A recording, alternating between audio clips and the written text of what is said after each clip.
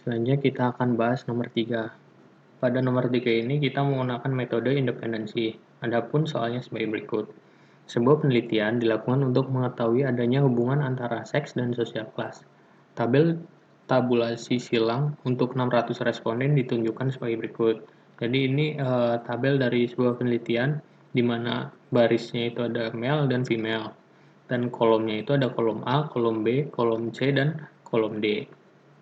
Gunakan uji chi-square untuk membuktikan bahwa variabel seks dan social class saling berhubungan satu sama lain pada taraf nyata 5%. Jadi pertama-tama kita melakukan rumusan masalah terlebih dahulu. Diketahui, sebuah penelitian dilakukan untuk mengetahui adanya hubungan antara seks dan social class, di mana n-nya itu sama dengan 600 dan alfa-nya itu 0,05. Ditanya, apakah dengan menggunakan uji chi-square membuktikan bahwa variabel seks dan social kelas saling berhubungan satu sama lain pada taraf nyata 5%. Jadi yang pertama kita menentukan H0, di mana H0-nya itu variabel seks dan social class bersifat independen.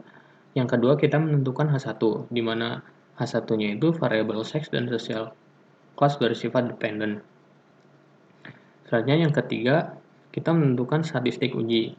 Pada nomor 3 ini kita menggunakan statistik uji X kuadrat. Yang pertama itu kita menghitung frekuensi harapan dengan rumus sebagai berikut, di mana I-nya itu sebagai baris dan J-nya itu sebagai kolom. Jadi jumlah baris dikali jumlah kolom dibagi jumlah keseluruhan. Didapatkan perhitungan sebagai berikut, di mana baris 1 kolom 1 sama dengan 300 dikali 65 dibagi 600 dihasilkan 32,5 dan seterusnya. Selanjutnya kita menghitung X kuadrat hitung, di mana rumusnya sebagai berikut.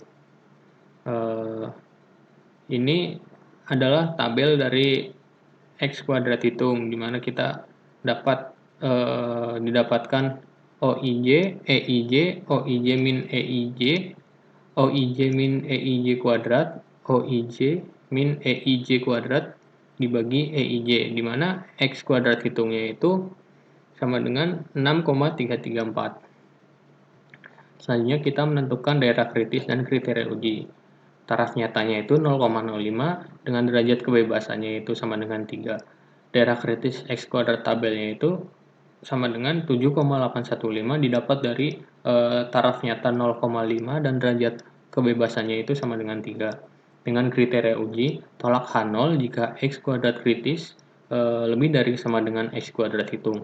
Tidak tolak H0 jika sebaliknya. Jadi kesimpulannya X kuadrat kritis lebih dari X kuadrat hitung atau 7,815 lebih dari 6,334. Maka kesimpulannya tolak H0 karena tidak cukup bukti yang berarti variabel seks dan social class bersifat independen. Sekian penjelasan dari saya, kurang lebihnya mohon maaf.